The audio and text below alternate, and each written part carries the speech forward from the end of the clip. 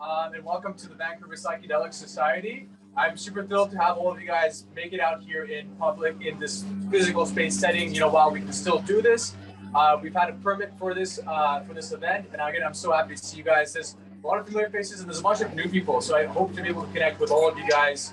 And I thank you guys all for coming out here. As well, I just want to introduce, this is Kenny. He's our co-organizer, and he's been very much involved in helping out with setting up these events and all that. So again, if you guys have any questions, you can always come talk to myself or Kenny. So with that, I just want to mention that just before we get started here, where's Mariana? We gratefully acknowledge that the land on which we gather and help steward is the unceded and traditional territories of the Musqueam, Squamish, and Tsleil-Waututh Nation. Since time immemorial, Coast Salish peoples have lived reciprocally with the land, harvesting and cultivating foods and medicines and practicing ceremony. The abundance of these lands and waters, which enables us to live, work, and play here today, is a result of the past and ongoing stewardship and advocacy of the Coast Salish peoples. With that, we have something really special today. We've actually never done something like this, which is a full-on workshop where you actually get to go sort of hands in and be involved in sort of preparing your own mushroom grow kit. And we're joined by James and Dominique from the Mycology Apprentice. And they're mycologists, and they're going to be sort of working us. Yeah. Oh, okay. Yeah, wonderful. We've got a couple last people coming in here, so we've got a few. We'll be able to make space for everyone.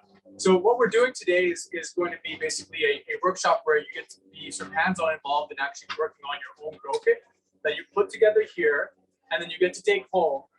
And it takes about 3 months, and it should yield something like 30 grams of a fairly potent strain cultivate. It's just a few weeks. No, just a few weeks. Sorry, I stand corrected. Just a few weeks. So it's pretty quick.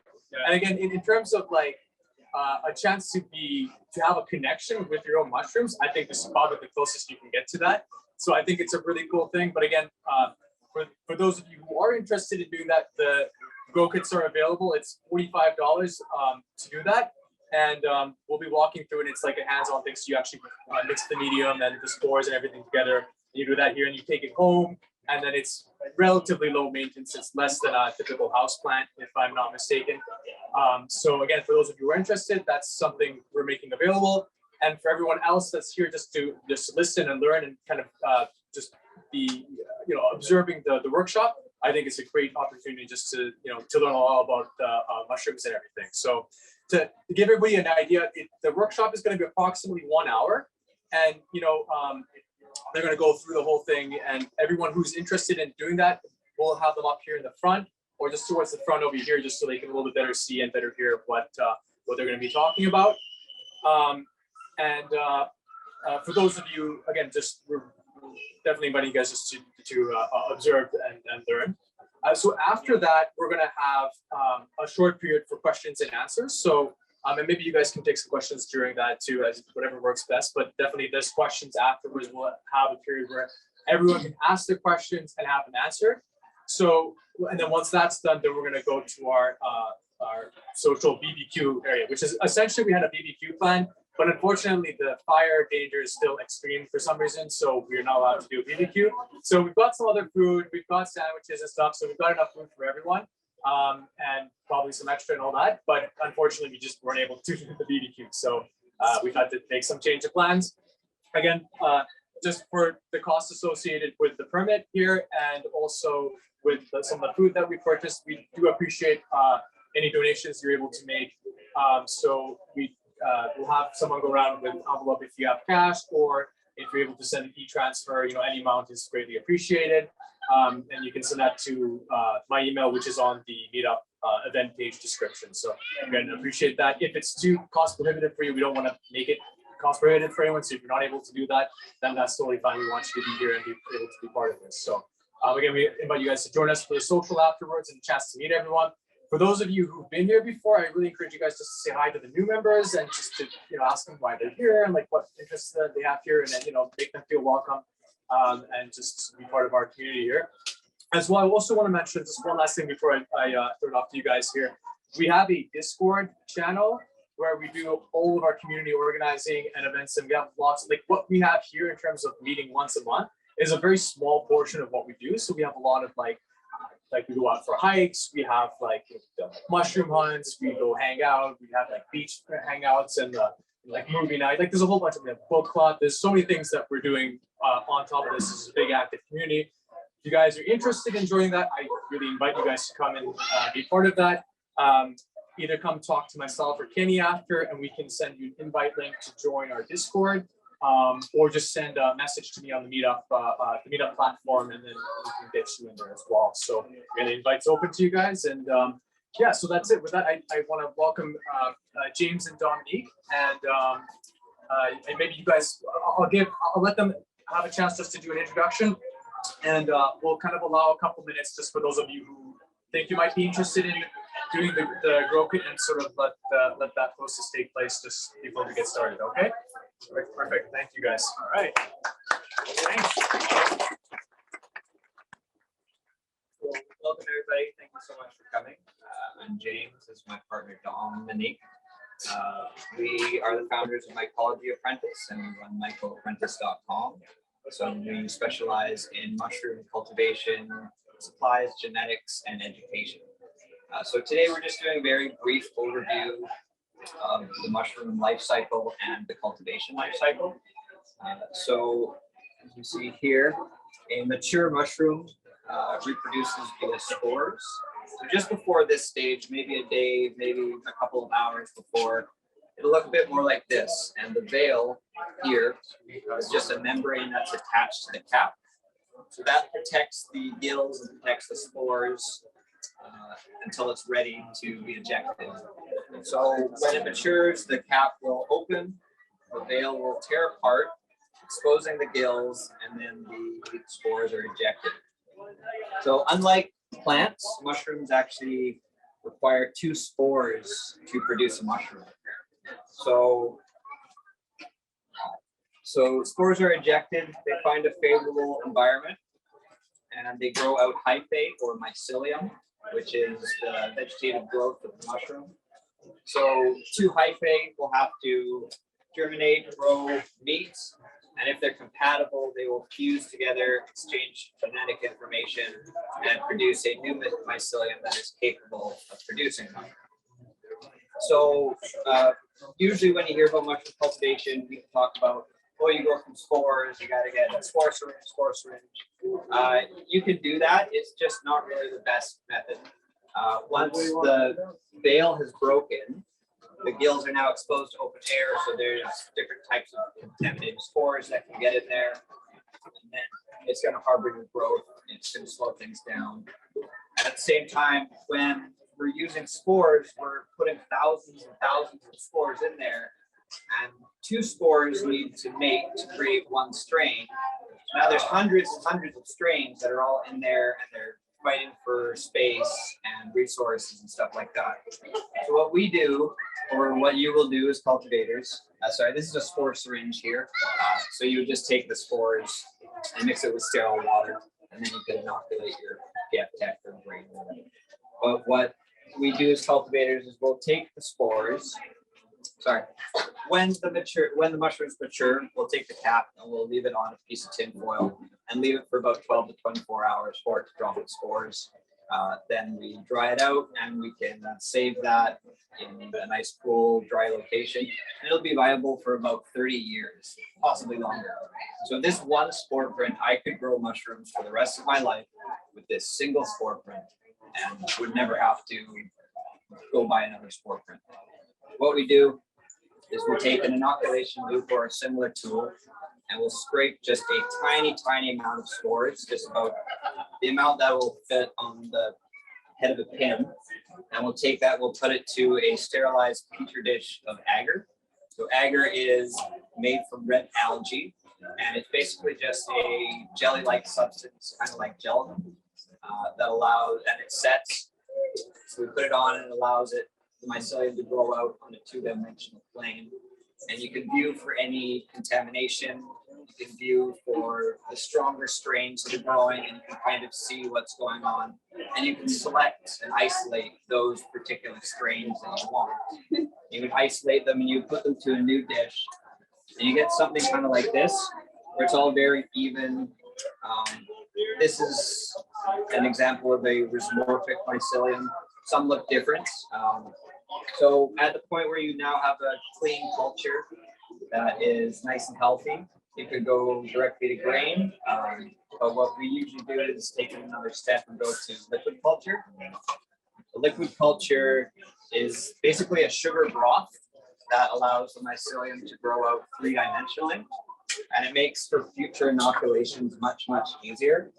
So what we would do is we would cut out a little piece of mycelium, and we would put it into the broth and stir it around every few days and allow it to grow.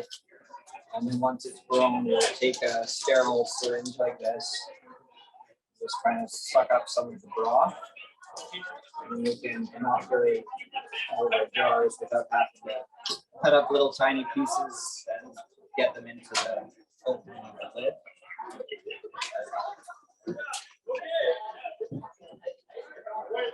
It's very thick, so it's taking.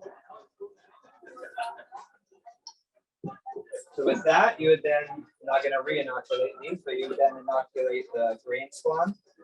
So grain spawn is kind of the most important stage, well, arguably the most important stage. It's kind of where you switch from doing your laboratory work to now you're cultivating mushrooms. Up until this stage, we've kind of just been getting the cultures clean and making sure that everything's healthy. So this is a mixture of oats, rye, and millet, and it's going to give the mycelium everything it needs to flourish and be healthy and produce lots of mushrooms. So because it has so much nutrition in there, we actually have to hydrate and then sterilize the grain. We put it in the pressure canner and we bring it up to 15 psi and hold it there about an hour and 40 minutes or so. And then once it cools, we inoculate it with the liquid culture. And when it's first inoculated, it'll just kind of come down to one spot where it's inoculated. It'll show up all white. And then what I did here is I just kind of broke it up and distributed it to my mycelium. So now it's kind of all finishing colonizing. In about another week, it'll consolidate and it'll look a bit more like this. So at this point, you have grain spawn that can be used to either inoculate more grain spawn to expand it, or you can start the growth process, which my partner Dom will cover in a minute. But is there any questions regarding what I just talked about? Is it any ratio of volume of this to the volume that you could use a milliliter. You could use 10 milliliters. A milliliter is going to be a lot slower. Over 10 milliliters might be a bit too much and be too wet, but there's no like exact amount.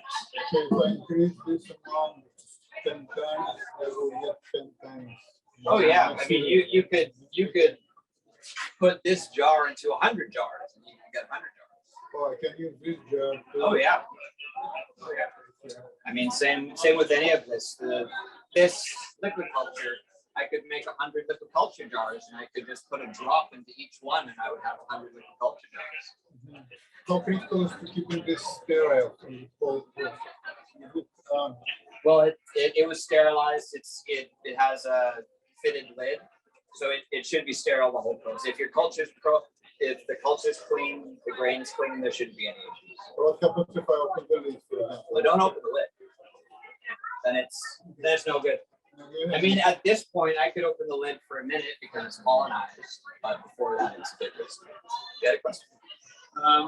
So I can pick up a mushroom, do once and dunk it, and do the process you're saying, tap down and let it go, and then work. Oh yeah.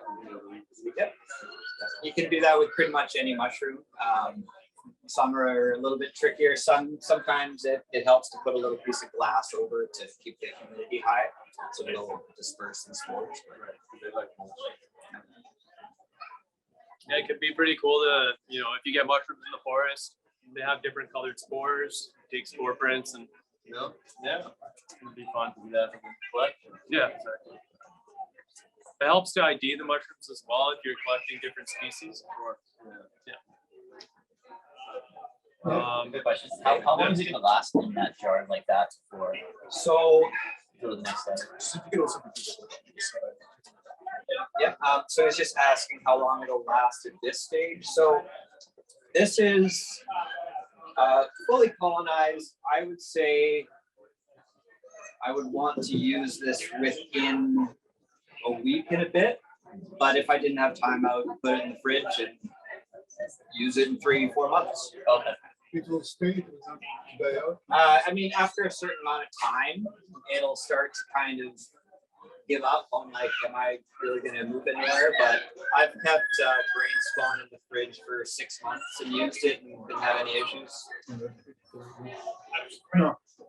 Going back to the sterilization, you start with spores that are not sterile. Because you keep them up. Yeah, then we clean them on the egg. You put them in an agar. Agar is sterile. Agar is sterile, spores are not. So if there's mold spores on there, the mold spores will start to grow as well. But you'll see that, and then you can select the clean mycelium and isolate it onto a new plant.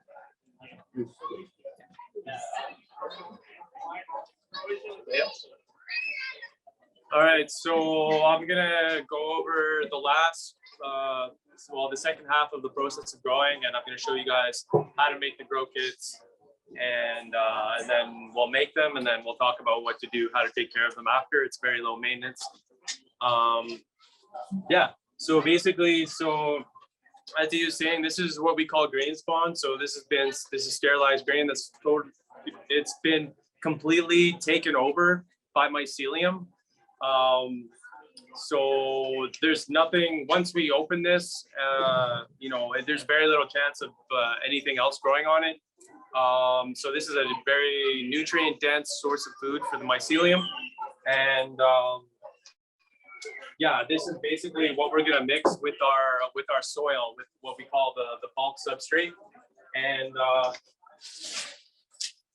so that's what we have in these little grow kits here. And yeah, so the bulk substrate is basically, people use different things. A lot of people will use horse manure. But for this mixture, for these kits, we're just using coconut coir, which is like coconut husk, lots of water, and we have vermiculite, which is just like helps with moisture retention, and a bit of gypsum, which is like, it adds calcium, it adds a bit extra nutrients. So these 4 things combined, they as well as with the plastic bag, helps to create the habitat and just the right amount of moisture, the right amount of nutrients and texture to help the mushrooms fruit out.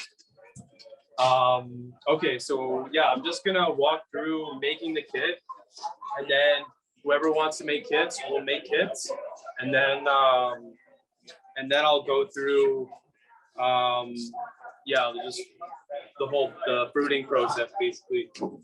So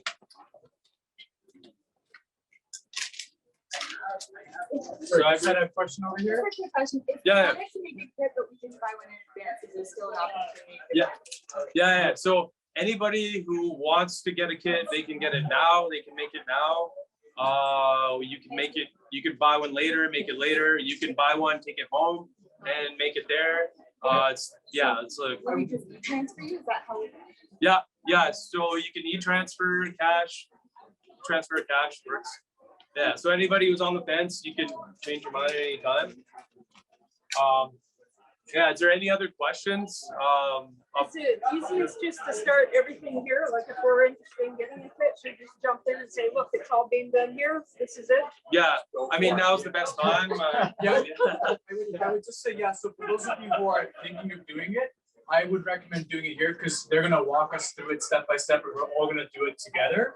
And that way you can just take it home, and then it's a fairly easy process after that. So if any of you are interested, I think you guys are saying you take both cash and e-transfer. So I don't know what the best way you would do that. If you want to take that maybe afterwards, or We can figure it out after. Yeah. We'll be around Yeah, for the so barbecue or whatever. Yeah, we can just take care of it after. Not a problem. Yeah. So if you want to just dive in, then yeah, dive in. Yeah. If you're gonna go through it now, you switch spots because it's a little bit better to Oh, see okay, on the gotcha. camera. Yeah, That'd be great. Here. When is the time to dive in? Right now, Yeah, it's so time to dive in. dive We're gonna be starting basically right now. Everyone So, well, just hold up. So, did you want? So what I'm gonna do is I'm gonna walk you through it and then answer any questions, and then we'll give out all the materials and then we'll put it all together. So what we're gonna give him. Oh, did you manage to get any scissors at all by any chance? I do have. I have a few there. Does anyone else have scissors? I Yeah, brought 'cause I there. put that extra. Yeah. Well, we got some as well. We can probably share a few. Yeah. So what we have is like, we're gonna give you guys some scissors with paper towel with alcohol in it. So when you're doing mycology, it's always important just to be as clean as possible. So for this part, you want to wipe your hands down because obviously hands are pretty dirty. Another thing is it's good to wear a mask when you're doing this kind of stuff. We have masks and we need them. Yeah, we've got for this or for other reasons. Yeah, yeah. There's also that other thing that's going around. Yeah. So give your hands a wipe. shake up the jar. Thanks, Drop John. the jar. Give the jar a wipe. Get it nice and clean. And then give the top of your bag a wipe. We've got masks over here. You want to pass them? Yeah, we'll pass these. I guess we'll pass these around if you want sitting up here.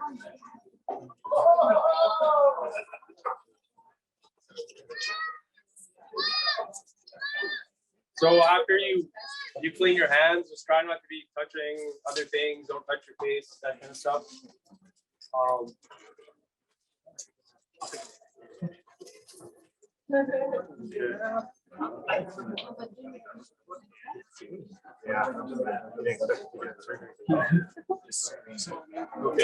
So next thing, and we'll walk you through this as when we do it too. So I just want to give you a rundown first. So next thing is take your clean scissors. You can even give them a wipe, and just cut the top of the bag to open it. Just it's just underneath here where it's sealed. So cut the very top. So that's gonna open your bag. So now the bag is open and it's exposed to the air. The air is full of contaminants. So you want to try to keep it closed. Except for when you're dumping your grain spawn inside. So you can see I'm like trying to keep it closed. Oh, and the grain spawn jars. So we've already broken up the mycelium for you, just because they're jars, and if the jars break and cut you, then we feel bad. Yeah. But yeah, so gonna give that a shake. And then I'm gonna move quickly, and I'm just gonna dump the spawn in from the top. I'm not gonna insert the jar in here. I'm just gonna dump it in really quick with the bag open. And then close the bag. And then with one hand, I hold it shut. And then I just give it like a really good shake.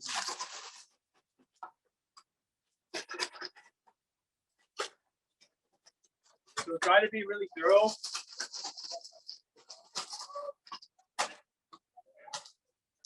The more evenly distributed it is, the better chance it has, the quicker it will fall on. Yeah.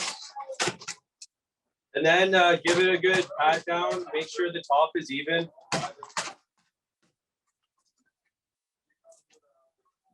And yeah, make sure your top of your bag is like closed shut. And then we'll just go around. We'll give you guys a piece of tape. And then you'll just tape it completely shut.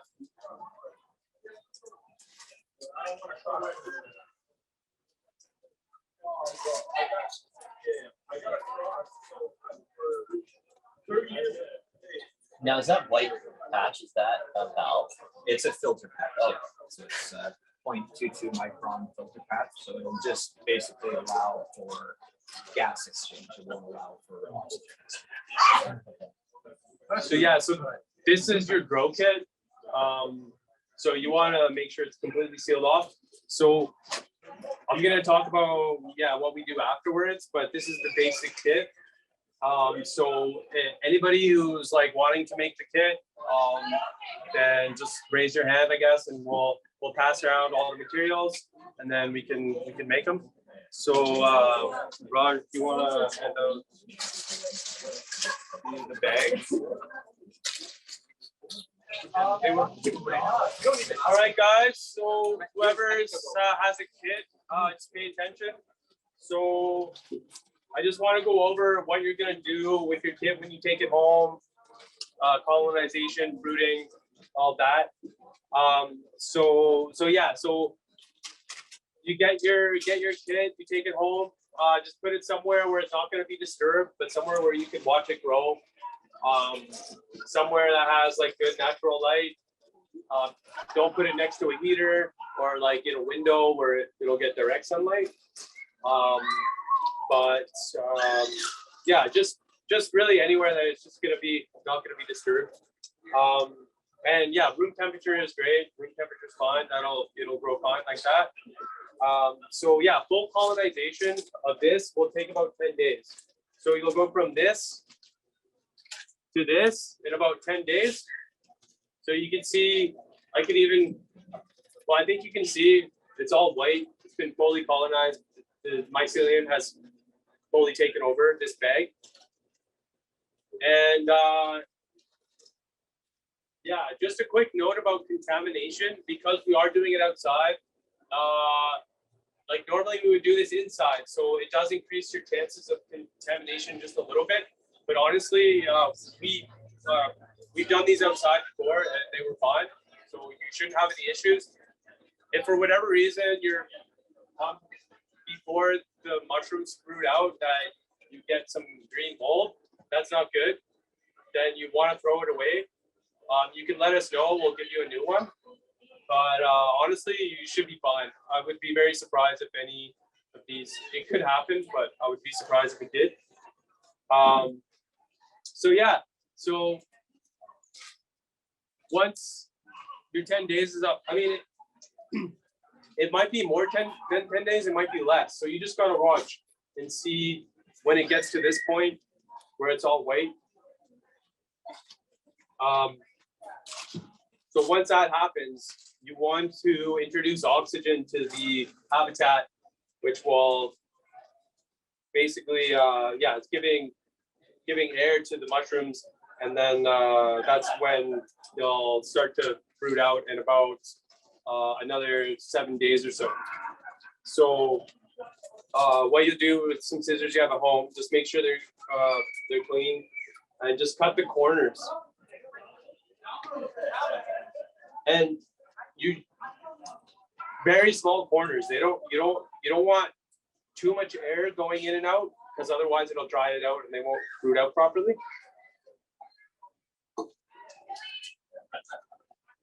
So like the hole on each side is smaller than my pinky. This is in 10 days. Yeah, but it's kind of like, it's the mushroom. Like it's not always going to be 10 days. The mushroom is the one that when it's ready. It'll vary, and if you're off by a day or so, it's really not going to make a huge difference. Yeah, they're pretty resilient. They're just going to do what they're going to do. They would grow without cutting the holes off.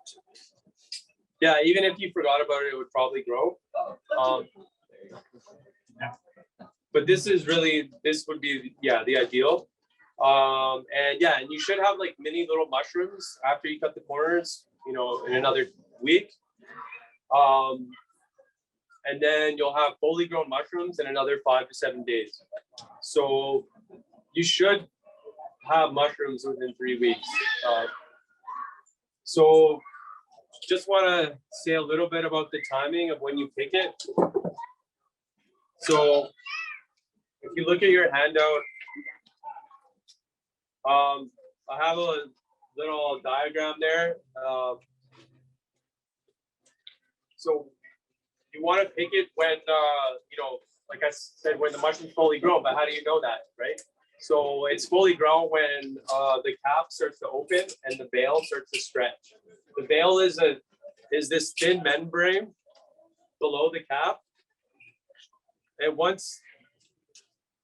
that starts to open, that's when you want to pick it, or even before is fine.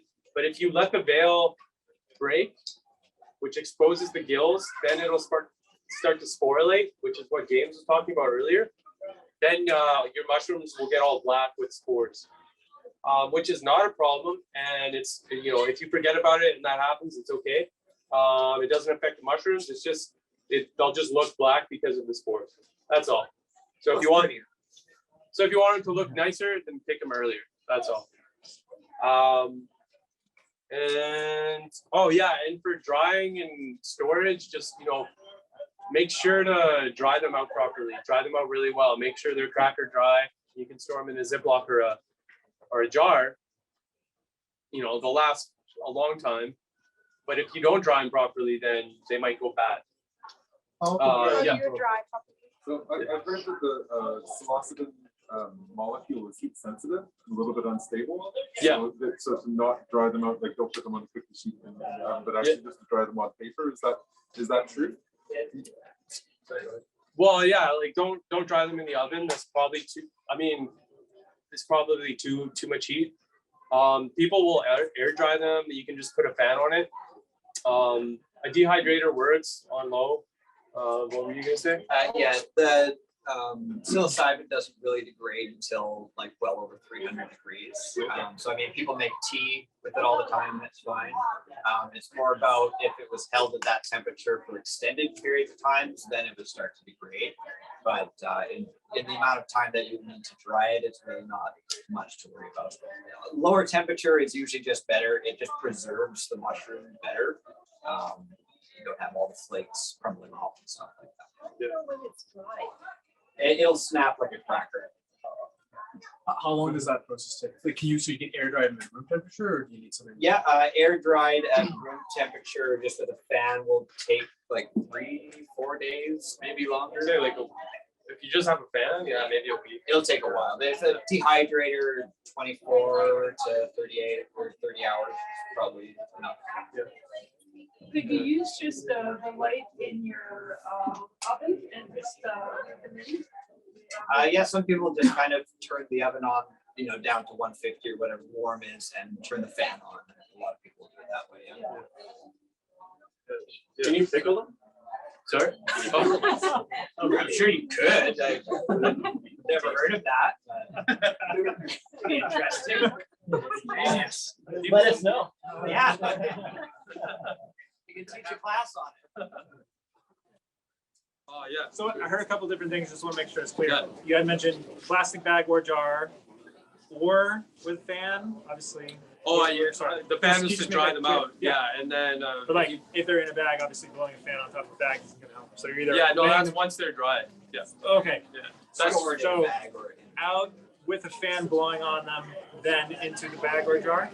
exactly. Yeah. Cool, Once it's cool. cracker dry. Great. Yeah. Sorry, you had a question back there. How long would they last once dried and in a jar or bag? And is there any like hazardous mold that happen after? As long as it's like properly dried, it won't mold. Unless like then unless it got like wet after, and but yeah, no, you should be fine. As far as like how long it'll last, I mean, I've had mushrooms for up to a year. I don't know. What do you think? They'll start to degrade after around 2 years. They'll still be active, but it will start to slowly degrade after that point. And so one question is with regards to storage, what about like keeping it in a freezer afterwards? What do you recommend? Freezer will degrade psilocybin. That was kind of the common method. Everyone said, oh, you have to stick them in the freezer so they won't degrade. There was recently tests done that said that it actually does degrade it well. freezers. So room temperature, cool, dark area is the absolute best place. So a sock drawer is kind of perfect. They said people do chocolate mushroom, and then when they fridge it, still even they are coated chocolate paste, still they get degraded. Well, I mean, that's going to be over a long period of time, right? So if you're trying to like store your mushrooms long term, it's probably not the best method. But for chocolate or something like that, where it makes more sense, then yeah, have at it. It's not going to make a huge difference within a year or anything like that. But yeah, I mean, it's very small amount that it's starting. Going back to the first instruction here of this Pro Kit before the spores come out, like before you cut it, how dark and how closed off does the area to be? For example, if you want to keep this in the bathroom in like a black plastic box with a lid on, like how many times you have to open it, and like how far away from light, any light at all, do you have to keep it away?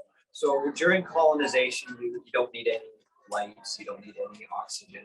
During fruiting, you know, an ambient light like the one in your bathroom would be enough. A 12-hour cycle of light is usually what you want, but you could leave them in total darkness and they'll still grow. I've found personally that dark time is almost just as important for mushrooms as light time. So with plants, you know, they're trying to find a certain type of bulb and all that stuff. It doesn't really matter as much with mushrooms. Just want to make sure they're getting sunlight and some darkness. And after you cut, if I still keep it in the dark plastic box, how many times do I have to open it to let the air flow? Well, I mean, since it's just in a small container that only has so much air, I would open it maybe 2 times a day, but again, they're still going to grow. They're not going to be like, I'm not getting enough oxygen, I'm just not going to grow. They're just going to grow a bit different. They're going to be kind of leggy, or there might not be as many, but they're going to grow. They're going to do what they're going to do. We can't stop them. Yeah, ideally, I wouldn't put it in a box. But if you can't help it, if you're trying to like hide it from somebody or Where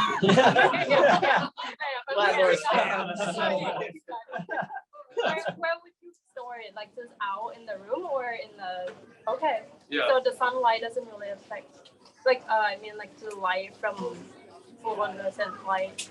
some ambient light is fine. Yeah. Okay. Yeah.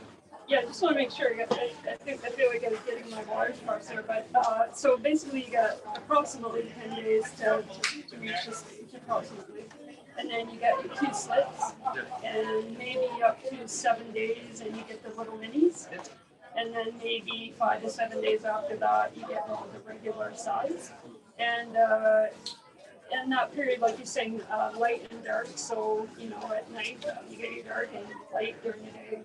Kind of a fairly well-lit area, but not in the direct sunlight is what you're saying. Yeah. And it sounds like they will fit quite well. Yeah, they're not super finicky.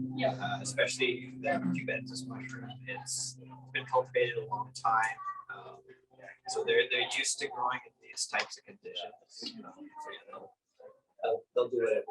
Yeah. And that's what we have here.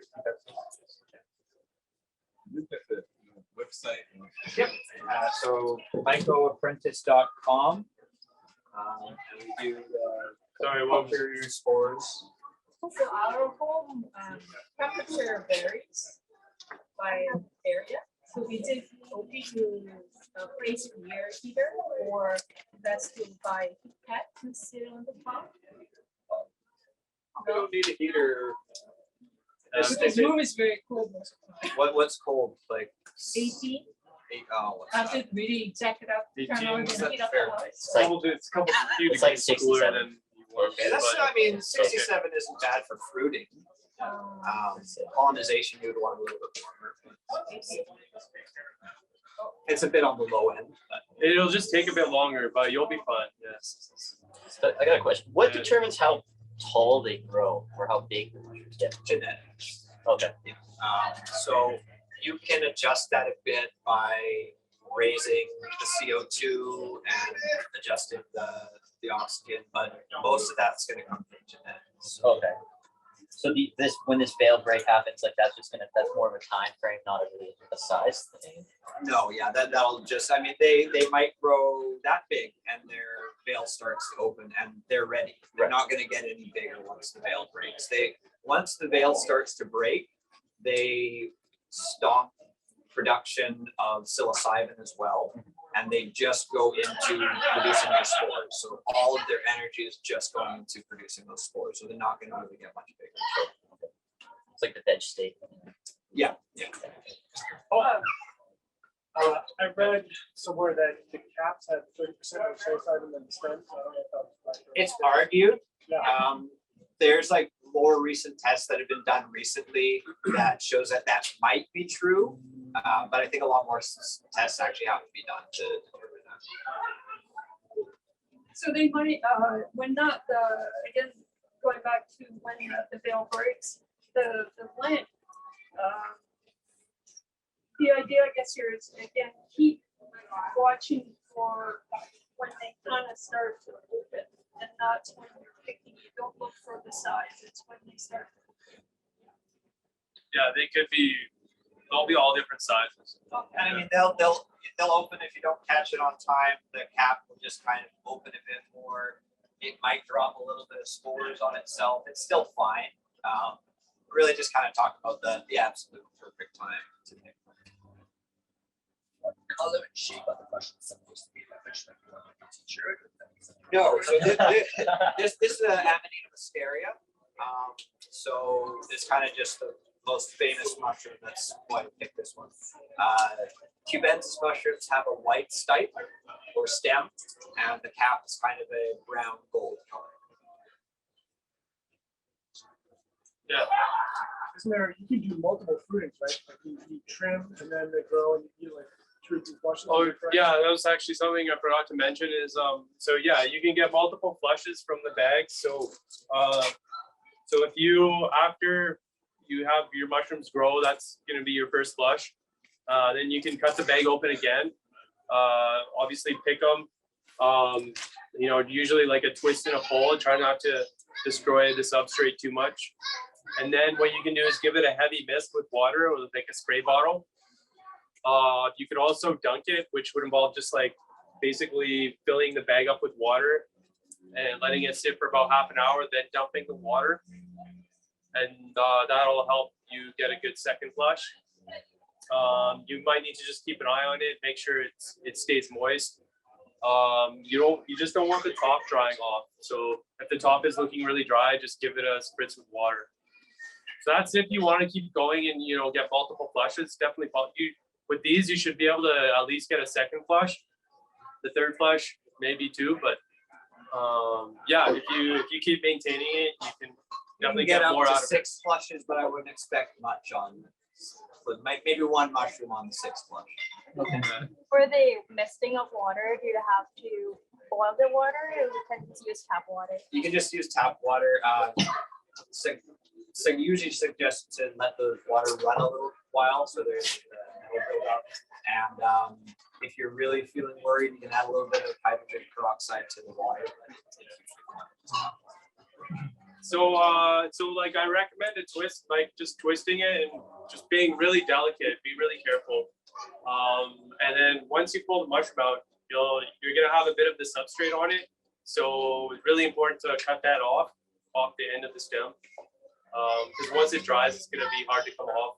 And you don't really want to eat that. But yeah, you can cut directly off of it if you want. It's a way to do it. It's just with this, the way the bag is designed, it's going to be a lot easier for you to just twist it and then pull it out. So then it would be like a heavy mist, and then you'd go back to like all the stages again, so you would seal it off.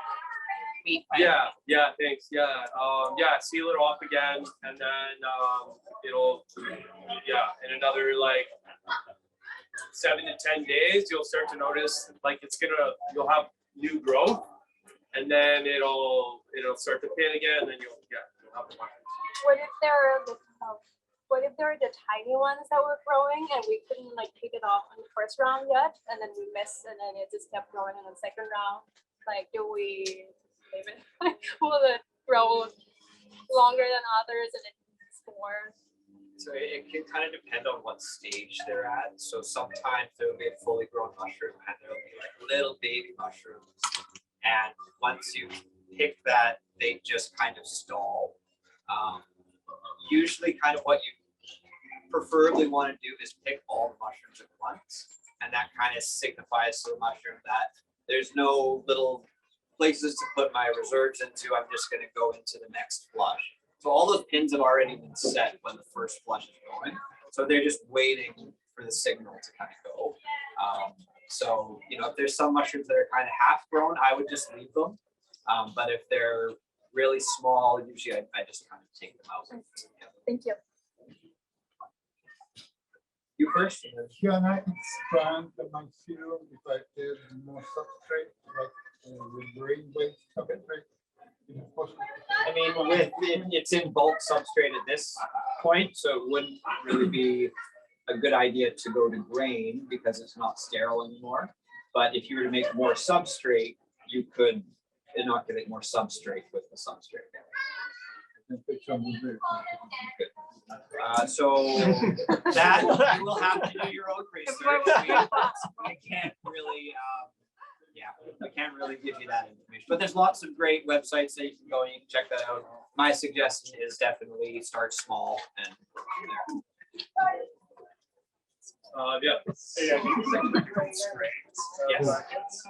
Yes, we I mean, we have about 30 different strains. Some of them are just in spore. Some of them are available in live spawn. Some of them in culture. Some are agroplate. So we have a pretty large variety. On your website? Or? Yes, on the website. Yeah. And if you look at your handouts here, there's a little QR code that'll take you directly to the website, and this will get you 20% off anything on the website. The strain that we inoculated today is called Trinity. So it is actually a hybrid strain created by Magic Myco. He's a cultivator in the States. So what he did was he took the spores of B+ and the spores of penis envy and hybridized them on agar plates and then grew it out. So it's actually a cross of two other well-known strains. And it's a little bit stronger than normal, so be cautious. Yeah, I just took it. You're not responsible. Yeah. So if there's no more questions, you guys want to say any final words? Keep in touch. We're on Instagram. Our information is on the handout. Lots of good information on simple cultivation techs on our Instagram, mycology_apprentice. You can learn how to do your own grain spawn without having to buy a pressure cooker. You can pretty much do the entire process just with the simple techs there. We also have some more advanced techs for people that want to. Okay, well, are you guys? Anyway, I want to say thank you guys all for coming here, and we encourage you guys to stick around and have a chance to connect with everyone, and just be part of this amazing community. So thank you guys all for being here, and thank you guys for bringing this workshop to us. Thank you.